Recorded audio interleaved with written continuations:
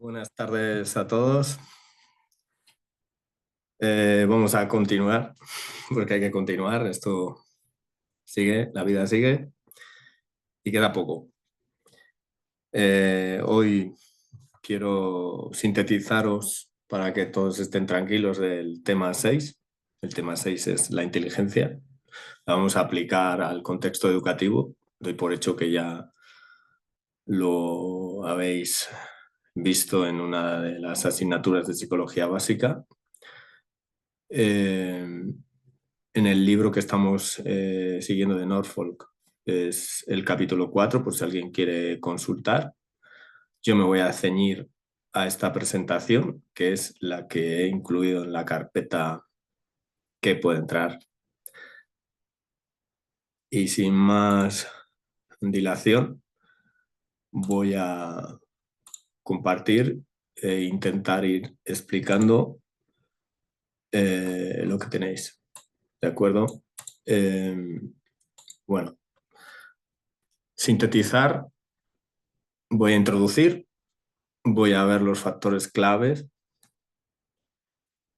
ese bonito constructo con el que se ha dado de topes muchas veces la psicología, el consciente intelectual, algunas teorías, no voy a entrar mucho porque se supone que ya las habéis visto.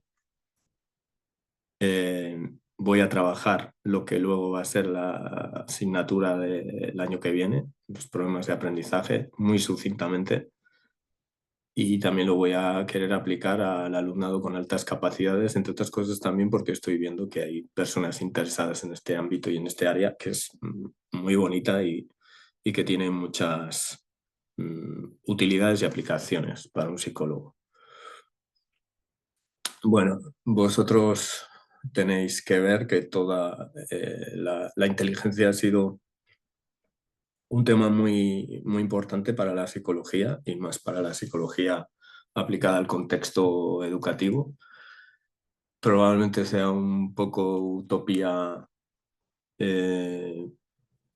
haberla definido bien operativamente y haber controlado todo lo que tiene que ver con este constructo, porque es un verdadero constructo, un constructo en el que entra una complejidad de muchos aspectos y muchos ámbitos, que se ha controlado bien una serie de aspectos, pero que probablemente haya patinado en otros, la psicología. Y bueno, en lo que es la estimación y la valoración y la evaluación de la inteligencia, pues podemos tomar dos caminos extremos. Uno es el de estigmatizar, el de esa profecía autocumplida, el de creer que por haber pasado una prueba las personas van a ir por ese lado y sin pretenderlo muchas veces condicionar nuestra postura, nuestra visión, nuestras expectativas de esa persona, de ese alumno, de ese cliente, de ese usuario, de ese paciente. O podemos tener la vista de que la evaluación y la medición de la inteligencia es un apoyo más. Y es algo en lo que nos tenemos que fundamentar para ayudar, no solo para etiquetar. Aquí os lanzaría 5 preguntas para haceros pensar quién era la persona que tú tienes en la cabeza, que recuerdes que era más brillante, más inteligente, perdón, en la escuela de bachillerato. ¿Qué características tú percibías en ese individuo para poder decir que ese era la persona más inteligente? Depende más de factores genéticos o de ambientales. Volvemos otra vez a la psicología del desarrollo. ¿Se puede modificar la inteligencia? ¿Cuántos tipos de inteligencia hay? ¿A qué años una persona es más inteligente? ¿Os acordáis que una vez, cuando explicamos la creatividad, había unos intentos de ver que había determinadas etapas de la vida donde tú eras más productivo. Esto también tiene que ver con esto.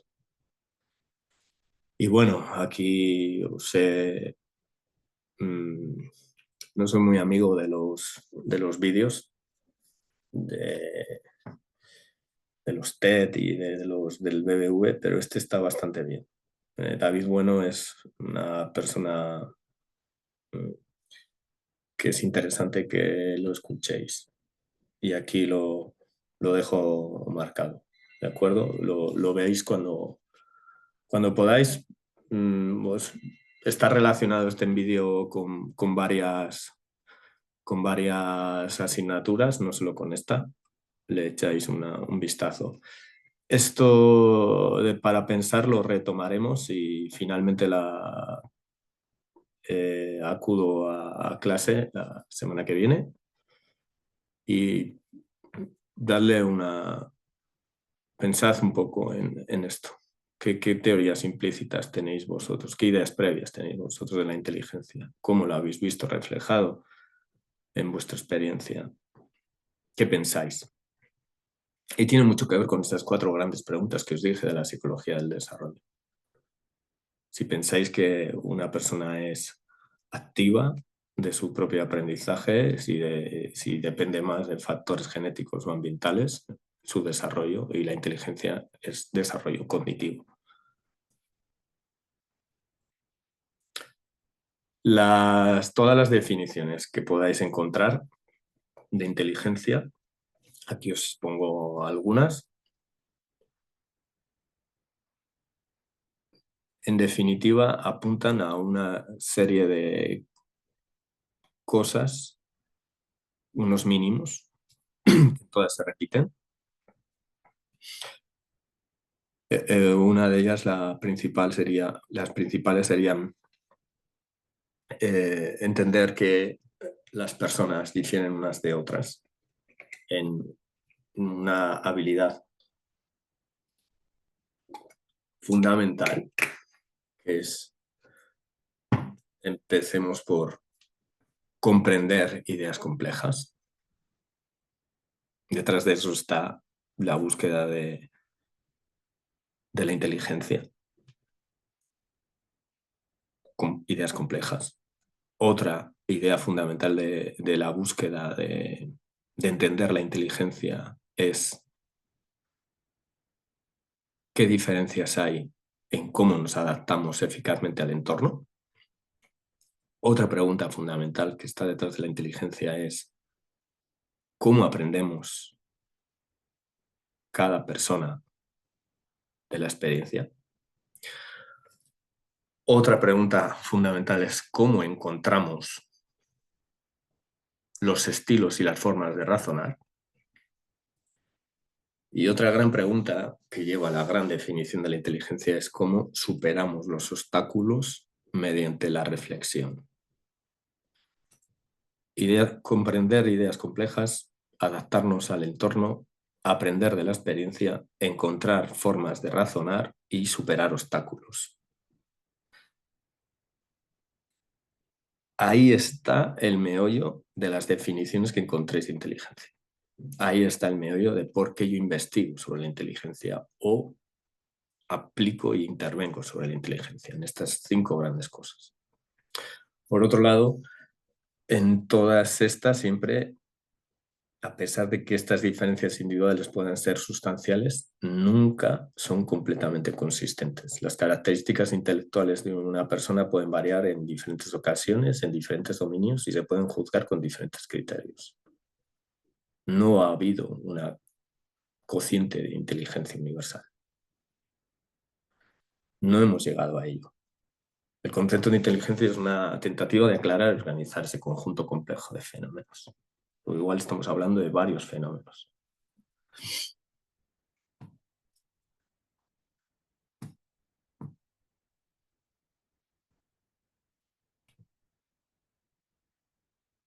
¿Qué es lo que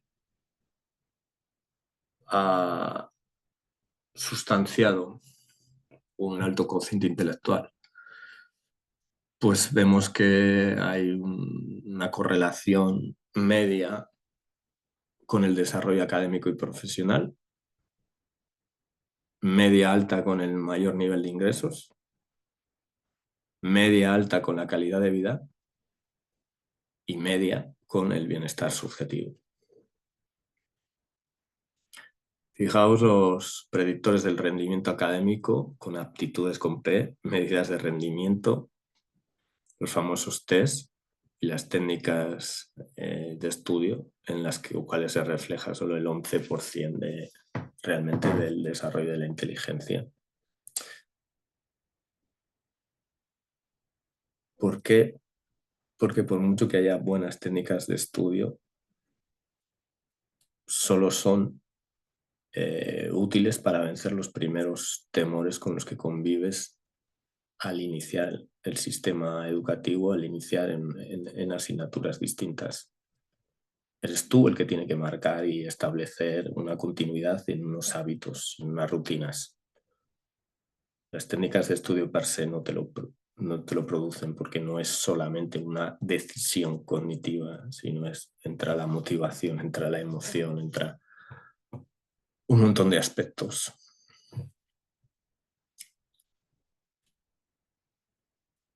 ¿Cuáles son los problemas que tiene el desarrollo de este concepto de la inteligencia y sobre todo su evaluación? Pues, en primer lugar, la mala baremación. No podemos utilizar test y pruebas de Estados Unidos en la Europa mediterránea católica. Tenemos que hacer adaptaciones. Y por eso habéis estudiado psicología del desarrollo. Porque tenemos que tener en cuenta el contexto de la edad. Esas etapas cognitivas. Y en algunas ocasiones se quiere homogenizar a toda la población. Y no se puede.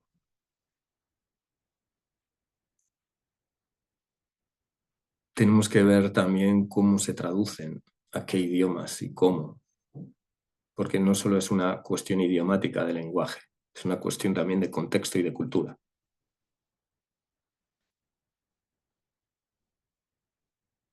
Hemos estudiado los refuerzos y el condicionamiento operante y en muchas ocasiones los test es como un juicio de premios y castigos. Premio al que contesta bien y al que sigue los reglamentos del sistema y de la cultura. Y sale etiquetado para mal, desmotivado el que no. Acordaos de lo que se llama la distribución normal, como hay unos picos, y tanto en el cociente intelectual muy bajo como en el muy superior hay desadaptación. Y en muchas ocasiones ahí es donde especialmente vamos a tener que tomar medidas e intervenir y ser útil la psicología. Vemos cómo normalizamos y homogenizamos a la población. Y la estadística hay que saber utilizarla. Vemos aquí los niveles de cociente intelectual, como los hemos marcado con esos límites según el DSM-5. Y quiero que penséis que esto sirve para considerar la discapacidad intelectual, ¿vale? De acuerdo, para marcar las necesidades educativas especiales.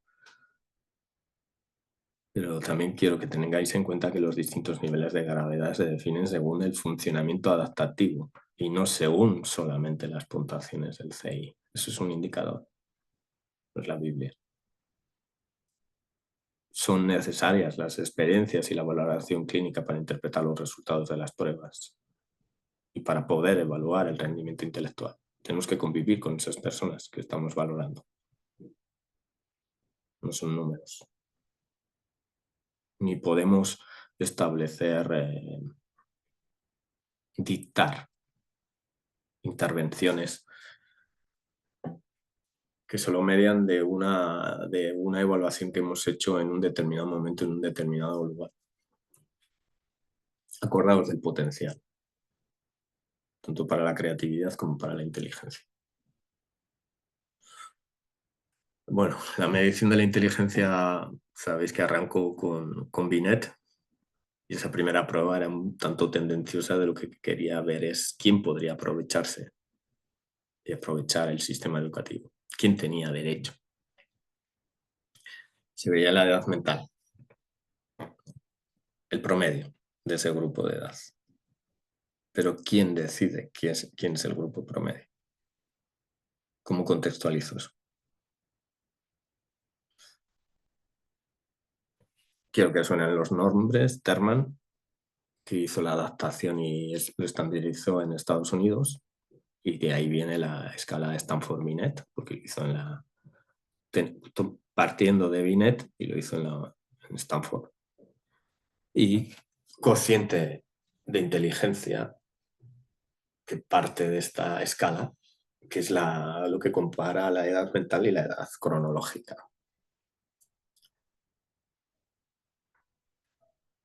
Esto era un cociente y ahora es un cociente de desviación, en el que se basa la mayor parte de las pruebas estadísticas, ¿de acuerdo?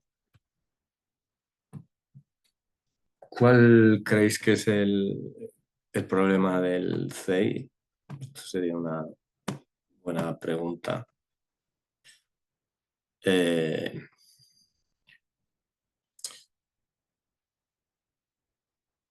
Interpretación, ¿de acuerdo? Interpretación de la puntuación total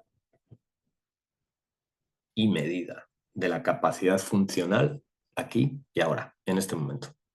No necesariamente lo va a ser de su futuro potencial. Ahí es donde falla. ¿De acuerdo? Esta escala de inteligencia de Wechsler es la más utilizada en educación. Hay distintas escalas para niños, para adolescentes, para adultos. También existe la escala McCarthy y la K-Byte, que simplemente os voy a poner luego ejemplos. Y quiero que seáis muy prudentes con las pruebas que se administran de manera grupal. ¿De acuerdo? El CI es una estimación general del estado actual, un estado actual que se ve afectado por las experiencias previas y que está completamente abierto a los cambios. Me imagino que habréis estudiado el efecto Flynn. Como las nuevas generaciones van aprendiendo y parece que son más inteligentes, en primer lugar, por ese efecto, el efecto de acostumbrarme, el efecto de aprender de las propias pruebas. Eso me sucedió en primaria, cuando yo hice varios ensayos con pruebas de test de los exámenes. No fue lo mismo, hubo gente que suspendió sin haber hecho esas pruebas, sin haber hecho esos ensayos, que aprendió, se acostumbró y tomó decisiones en función del adiestramiento previo que ya había. Es decir, no soy más inteligente per se, soy más inteligente o doy mejores resultados porque he aprendido a pasar esas pruebas. Luego vamos a ver el concepto clave de inteligencia cristalizada e inteligencia fluida. ¿Con qué quiero que os quedéis? Bueno, pues que las pruebas de cociente intelectual pues, son solo estimaciones de la actitud general de aprendizaje. Sus puntuaciones reflejan las experiencias y el aprendizaje previo que tiene cada persona. Y entonces la inteligencia es una medida de la situación actual. Una situación actual que se ve afectada por experiencias del pasado y que se encuentra abierta completamente a los cambios a futuro. Incluso si la inteligencia es un potencial limitado. El potencial es lo suficientemente grande para poder constituir un desafío para todos los profesionales, profesores, investigadores, terapeutas, ¿de acuerdo? Bueno,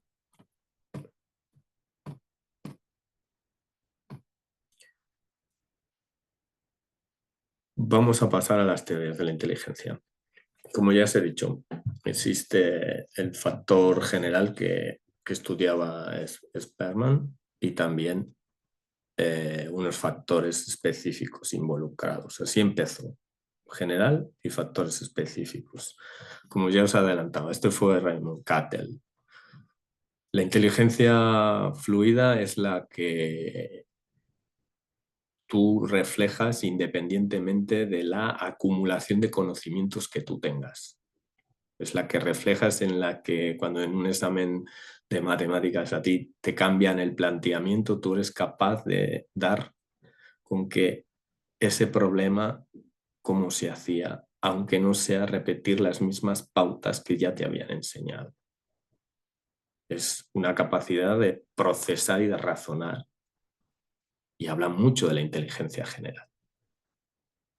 Mucho viene de lo genético y lo biológico y de cómo tú has ido generando tus estilos de aprendizaje. No es acumulativo por la educación y la cultura, a diferencia de la imagen cristalizada, que sí es ese reflejo de acumulación de información y habilidades desde la experiencia, ¿vale? Y es reflejo de la cultura.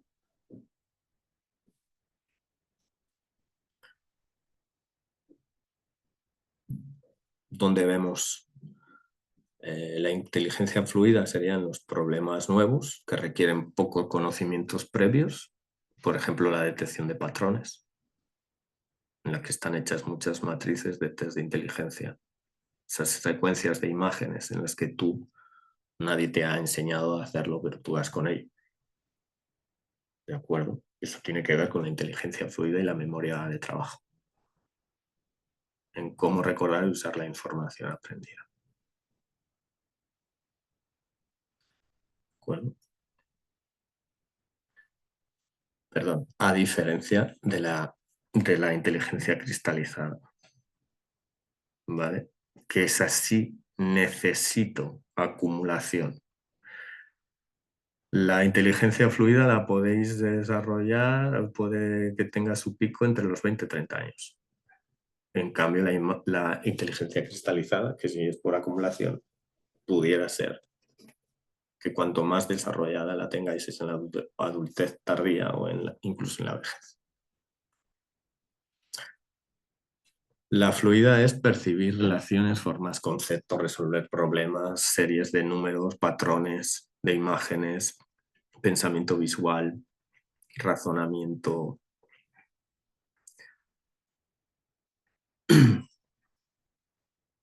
deductivo e inductivo. En cambio, la imagen cristalizada, pues donde mejor la veis es en todos estos profesionales de los concursos de televisión que se van acumulando conocimientos, empezando por los diccionarios, enciclopedias, y van acumulando vocabulario, formulaciones y contenidos de la memoria a largo plazo. Esto es lo que da la educación formal y la experiencia. ¿De acuerdo? Esto no lo da la educación y la experiencia y la cultura. Esto lo da memoria de trabajo. Esto lo da ir mucho más allá de situaciones mediadas, sesgadas, programadas por las instituciones académicos y culturales. ¿De acuerdo? ¿Qué significa la palabra misántropo? Pues evidentemente eso o lo has leído o te lo han dicho, porque si no, no lo sabes. ¿Quiénes usan el arpón? Explica la fórmula para calcular la superficie del círculo. ¿Cómo se llamaba Sri Lanka antes? Ceilán, por si no, para que nos quede con algo. Explica el significado de corrupto. Levau está lleno de este tipo de pruebas. Fijaos, aunque esté pixeleado, sí me ha parecido interesante ver esto. Lo mismo que os conté los picos de la máxima productividad creativa en artistas como los músicos, vemos aquí el rendimiento máximo en relación a distintas tareas. El vocabulario es acumulativo. Eso sería uno de los mejores ejemplos de lo que es la inteligencia cristalizada. Pues en la edad de los viejunos como yo, lo mismo que el conocimiento en general, las comprensiones de las causas y consecuencias, es decir, has tenido que vivir bastante para llegar a eso, has tenido que tener bastantes tipos de experiencias y relacionar distintos ámbitos. Eso no quiere decir que no haya grandes inteligencia cristalizada en personas que son muy inteligentes y han desarrollado una acumulación muy rápida, aparte de multiplicar muchos conocimientos. Pero la media se da a los 50, 50 y tantos años. La aritmética es algo que se amplía ese entorno desde los 40 a los 50 años. Encontrar semejanzas entre distintos ámbitos es un híbrido entre inteligencia cristalizada e inteligencia fluida. Memorizar listas, pues hay una base de la capacidad de imaginación y de memoria de trabajo, que eso es durante un periodo de tu vida, pero esto se facilita cuando eres joven, entre los 25 hasta los 35 años. Memorizar rostros es una habilidad que no depende de la experiencia, depende del entrenamiento.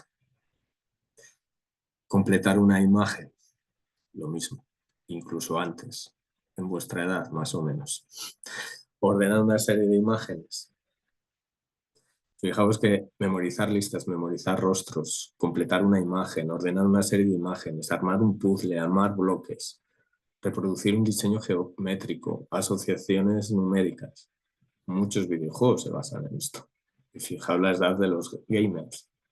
Un gamer ya se jubila con 32, 33 años. ¿Por qué? Porque siempre va a tener alguien unos reflejos mayores cuanto más jóvenes. Un reflejo muy parecido a lo que es los atletas. Pues estos son atletas mentales, atletas cognitivos. Memorizar rostros, memorizar listas de palabras, muy parecido. Sea en el lenguaje visual o sea en el lenguaje simbólico. Reproducir diseños geométricos, la geometría. Fijaos que los matemáticos hacen sus grandes aportaciones muy jóvenes. ¿Por qué? Porque tiran de inteligencia fluida. No se necesita tirar tanto de inteligencia cristalizada. Es como si se necesitara un montón de energía, un montón de conocimiento de golpe.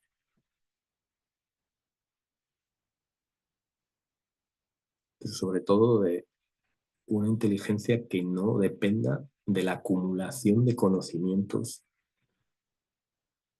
y de experiencias.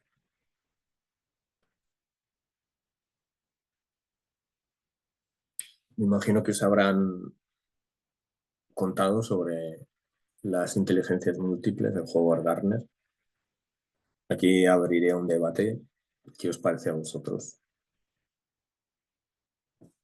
¿Pensáis que cada una de esas inteligencias está en una parte del cerebro distinta? Bueno, de hecho, esta tablita o tablota, donde me gusta ver una panorámica de en cada tipo de inteligencia cuáles son sus ingredientes esenciales, hacia dónde apunta en líneas de actuación, es decir, qué gremios o profesiones, ocupaciones las demandan o se necesitan para. Y bueno, como cosa anecdótica, chismorrío, ¿quién sería un personaje célebre que tentativamente fuera un ejemplo de ese tipo de de inteligencia. Lo veríamos. Estas dos últimas, la naturalista y la existencial, bueno, ahí Howard Gardner hizo un poco de brindis al sol porque no, si no están demostradas las otras, estas bastante menos.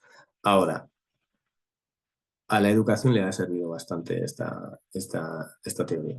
Es útil para darnos cuenta de que no hay, no hay una posibilidad de decir que tú lo primero que no puedes brillar en todos los aspectos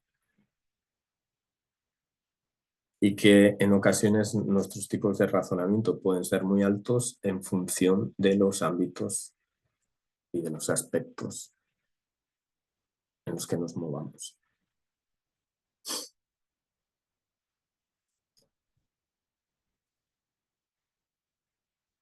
Las críticas, pues bueno, ya me imagino que las conocéis. Muchas veces están totalmente interrelacionadas. No son compartimentos estancos.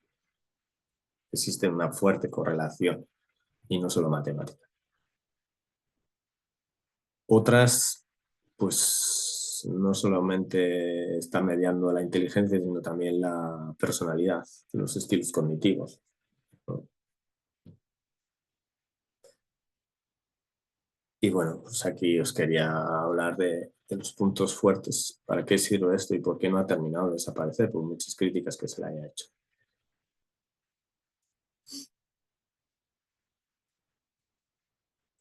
Si por ejemplo utilizáramos la teoría de la evolución, pues veríamos que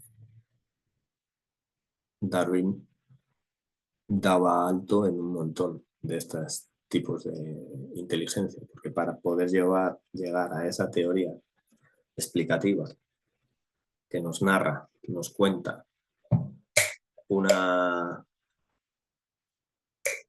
la evolución humana y que ha influido en otras muchas ámbitos, no solamente en la biología, pues aquí vemos un ejemplo de lo que es las inteligencias múltiples. Stenberg también tiene su teoría, ¿no? Separando en esas tres grandes categorías, la analítica, la práctica y la experiencia creativa. Fijaos cómo la analítica es la que me va a servir para hacer los análisis de casos, para aplicar la teoría sobre la práctica. La contextual práctica es la que os mando inicialmente para desarrollar los análisis de casos. El desarrollo del análisis sería más bien la componencial analítica. Y sin embargo, yo algunas veces os doy la vuelta de tuerca de, por ejemplo, no solamente en el diseño de la campaña educativa, que sería tirar mucho de la experiencia creativa, sino en muchas ocasiones para cerrar cualquier caso se necesita, os iba a decir de la experiencia creativa, pero en realidad en los casos necesitáis de estas tres inteligencias en todos los trabajos prácticos que hagáis. Autores Renzulli y Ries es interesante ver todos estos ámbitos, porque no solo me muevo en la motivación de ir al colegio, en la creatividad individual y grupal con mis compañeros y en las altas habilidades que muchas veces se desarrollan o no se obstaculizan dentro de la familia. Estamos viendo una teoría eh, que habla de lo ecológico, habla de lo ambiental, habla de lo biopsicosocial. ¿Por qué? Porque el éxito en los aprendizajes depende más de cómo utilizamos nuestros propios recursos que de cuántos recursos estemos acumulando cada uno. Es decir, que llevéis lo más lejos posible esos estilos cognitivos y esas herramientas que tenéis de razonamiento. Que las hagáis vuestras y que haya una continuidad. no que estéis cambiando constantemente de recursos, sino en los que realmente creáis en ellos hasta el final. Si fuéramos un rinoceronte, pues pintaríamos siempre con ese cuerno. ¿De acuerdo? La realidad la vemos en función de nuestro propio cuerpo, de nuestra propia anatomía, de nuestra propia ser. ¿De acuerdo? Por eso son tan importante entender que somos nosotros con nuestro cuerpo, nuestras herramientas de trabajo para entender la realidad. Y que en función de cómo nos percibimos, también percibimos lo que está fuera de nosotros. Si no estudiaríamos otra carrera. Pero lo importante de todo esto, después de tanta teoría y tantos aspectos, es que vosotros lleguéis a una definición propia que os vaya a servir en vuestro trabajo, en vuestro día a día. El libro este de texto de Psicología de la Educación da la suya. Tomadla en la medida que os sirva y pensad que este concepto, este constructo, que no se ha llegado realmente a definir en su máxima concreción, que sigue abierto, es un concepto que influye mucho en la educación, muchísimo, y en el aprendizaje, por supuesto. Lo primero, cuidado con las estigmatizaciones y las etiquetas, todo el mundo estamos en contra, pero no somos conscientes de en qué medida estamos contribuyendo ahí. Lo siguiente es entender que la discapacidad es siempre una incapacidad concreta para realizar qué tipo de tareas. Y lo último es cuidado con el lenguaje y evitar la victimización, la patologización y esto otro, Mitzain, la compasión. Diremos personas con discapacidad, no discapacitadas. Diremos niños con trastornos del espectro autista, no niños autistas. ¿De acuerdo?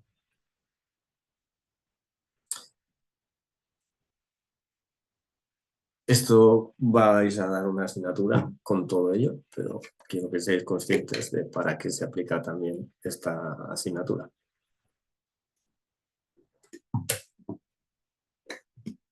Hay que hacer una evaluación, para eso dais la otra asignatura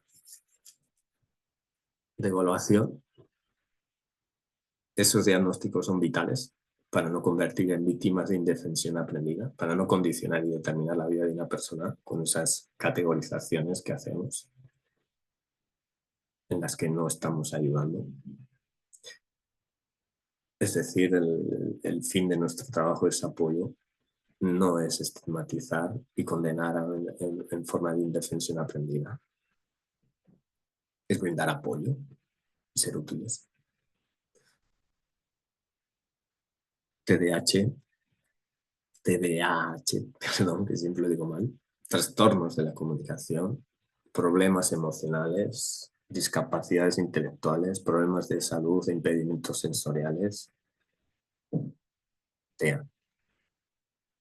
Todo esto lo vais a dar al año que viene en una asignatura concreta. Y muchos de estos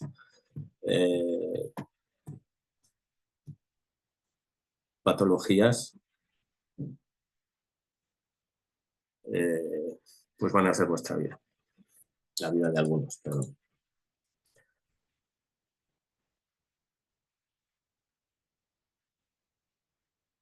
No puedo trabajar con una persona, con una realidad presente y actuar como si no estuviera, como si estuviera presente. Esto es uno de los mensajes claves. ¿De acuerdo? No pensemos por ellos, no actuemos por ellos, no patologicemos, no victimicemos, que no estará sirviendo para nada en nuestro trabajo. El otro extremo. Otro aspecto fundamental. Las altas capacidades. ¿Cómo identificarlos? Pues las pruebas y los test son maravillosos. Pueden serlo. Pero no es lo único. Observación, convivencia, experiencias, distintos tipos de observaciones, distintos tipos de conversaciones, entrevistas.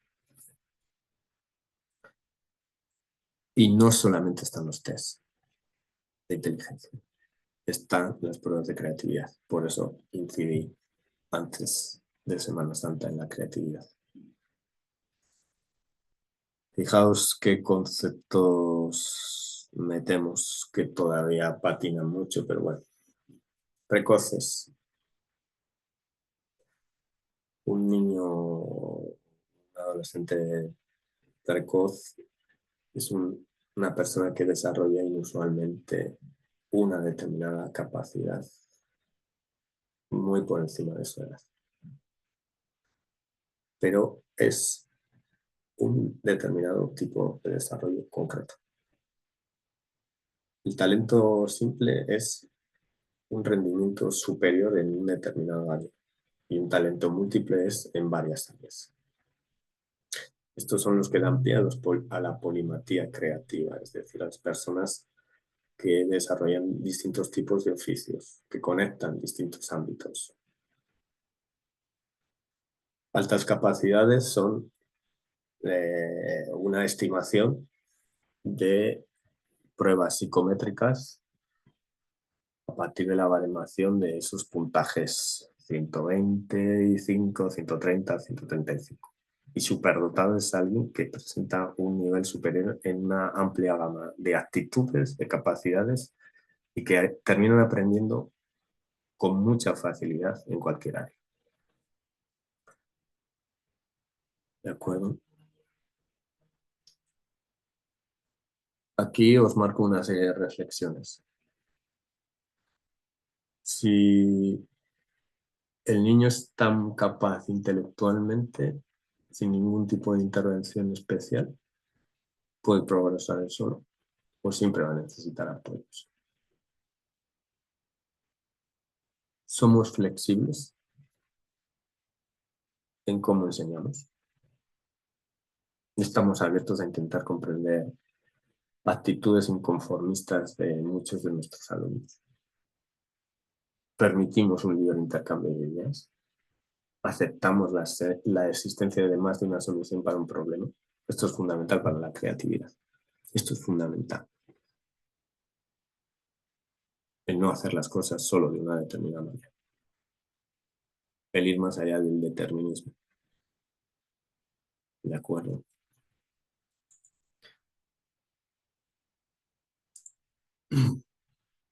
Bueno. Trabajar con los niños superdotados, en teoría, la profesión el puesto de orientador es fundamental, con esas valoraciones, entrevistas, elaboraciones de informes. Esto está detrás de bastantes horas de convivencia y de observación. No nos la jugamos simplemente con una determinada valoración en un determinado día. ¿De acuerdo? Y aquí está metido en realidad todo el sistema educativo para ayudar, ¿no? El tutor, el profesor del centro, el profesor de apoyo, el orientador. Y fijaos cómo hay 4 niveles de intervenciones. Las medidas ordinarias en los proyectos que están recogidos de los centros, los programas de los centros, que se obsesionan los maestros cuando hacen sus prácticas, en hacer esas memorias para ir asimilando eso que está marcado en las instituciones educativas. ¿Cómo se maneja los distintos ritmos de aprendizaje? ¿Cómo agrupo a estas personas? ¿Con quién las pongo a convivir? ¿Cómo establezco la distribución de los grupos y de los espacios de aprendizaje? ¿Cómo adapto el currículum cuando no está funcionando? Porque no puede haber un currículum igual para todos. ¿Y cómo establezco las habilidades de comunicación que yo os he dicho muchas veces, que la educación está íntimamente relacionada e interdependencia con la comunicación?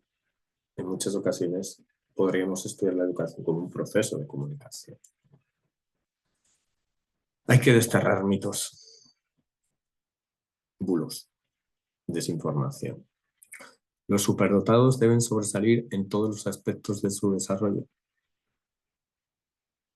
Los alumnos más capaces saldrán adelante por sí solos sin ayuda especial en su proceso educativo, la mayoría de las veces. El alumno superdotado sobresale en todas las áreas del currículum. En el colegio pueden ser problemáticos, engreídos y se aburren. Tenemos a causa. Los alumnos con altas capacidades son personas socialmente inadaptadas y con problemas emocionales. Otra chorrada. Sus compañeros les rehuyen y les consideran raros y distintos. ¿Por qué? ¿De dónde sacamos esto? Sin embargo, se sigue distribuyendo esta información, esta desinformación. Esto sería un ejemplo de lo que me gustaría trabajar con vosotros, de atentar contra el pensamiento crítico y de desinformación. Si queréis profundizar, aquí hay en Lucidus Burgos, hay una asociación específica y bueno, hay, pero no estaría de más que todo está también por hacer. O sea, nada es nuevo, pero todo está por hacer. Así que el que quiera arrimar el hombro con esto, pues se va a encontrar con que hay mucho por hacer y me parece un campo estupendo para que aplicarais la carrera.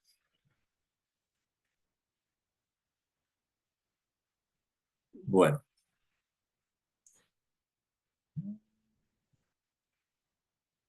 Eh, Querría ver estas respuestas educativas y también pues mostrar, sintetizar cómo trabajar en el aula, ¿no? Y cómo promover pues, que el desarrollo intelectual depende de vosotros, que es controlable. Utilizar la teoría de la atribución causal, que funciona muy bien. ¿Cómo aprendo? Y el cómo aprendo es algo que yo controlo. Cómo ver cómo recompensar el esfuerzo y la mejora, el tiempo que es esta capacidad innata, ¿no? Resaltar el proceso de aprendizaje, cómo destacar que los errores forman parte y son un aspecto normal del aprendizaje y cómo alentar los estándares de evaluación individuales, no solo sobre la media del grupo. ¿Vale? Bueno, todo esto pues lo he intentado reflejar, ya sé que es un poco rollo, pero era interesante que lo marcáramos como apuntes. Bueno, eh, fijaos que nada deja indiferente, como muchas veces nada deja indiferente a la psicología, todo el mundo opina, todo el mundo tiene derecho a opinar, pero vosotros sois los que vais a decir que realmente estáis formados en esto, pues lo mismo que todo el mundo tiene creencias sobre lo que es la inteligencia y cuándo ha sido inteligente, alguna vez sin haber leído, sin haberse formado. Y que, por supuesto, los docentes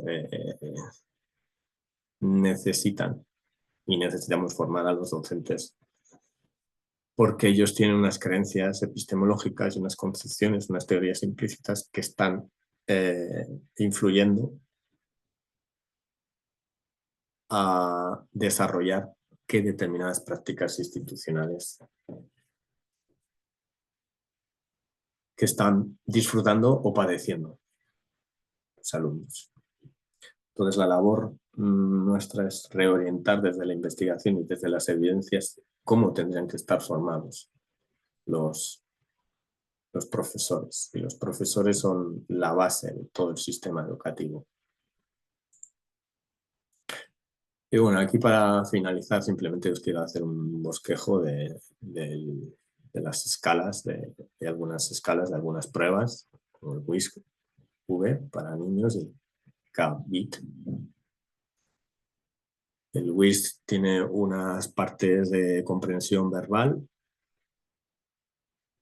semejanzas, vocabulario, cómo manejo la información, cómo se da la comprensión lectora. Hay unas de razonamiento visoespacial a través de los cubos, de los puzzles, de la detección de patrones.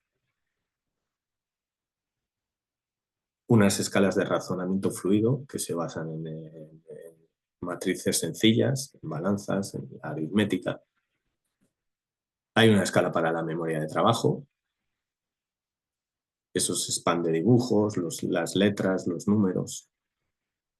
Y luego hay pues, las de los tiempos de reacción, la velocidad de procesamiento, ¿no? Búsqueda de símbolos, la cancelación.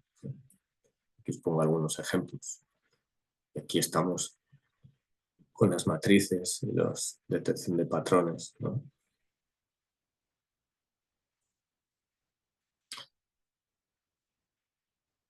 Bueno, pues ya ves que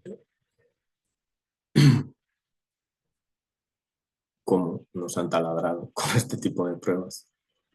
Aquí os pongo, bueno, esto también es negocio, por supuesto. Me imagino que ya conoceréis el WISC. Es la escala de inteligencia de Wechsler para niños, que es a la que más utiliza en todo el mundo, que en algún momento nos habrán pasado a cada uno de nosotros. Quiero traeros esta otra más sencilla, el Q-bit, K-byte, perdón, entre 15 y 30 minutos.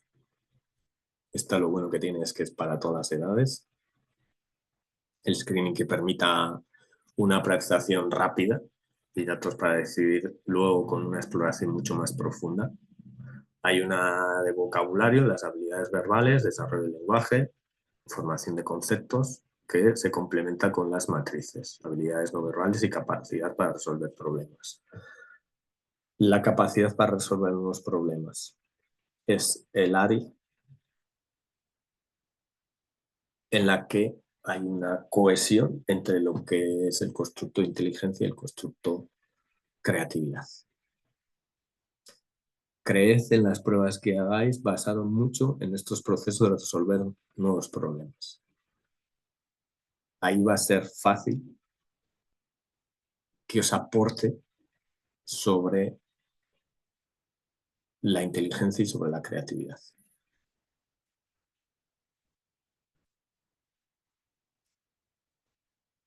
Fijaos cómo se repiten todo esto de las matrices y bueno, del vocabulario.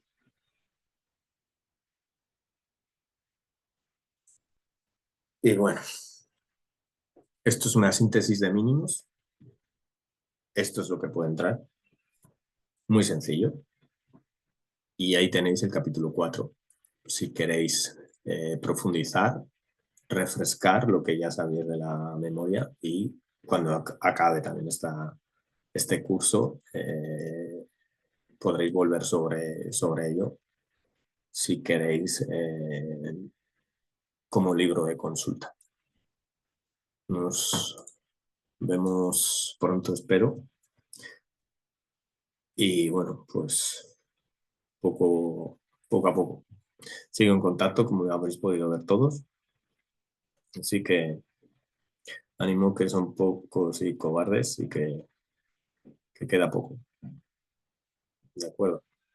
Un último esfuerzo que ya estamos llegando. Y casi todo, la esencia de la asignatura ya la habéis ido haciendo. Acordaos del portafolio. Nos vemos.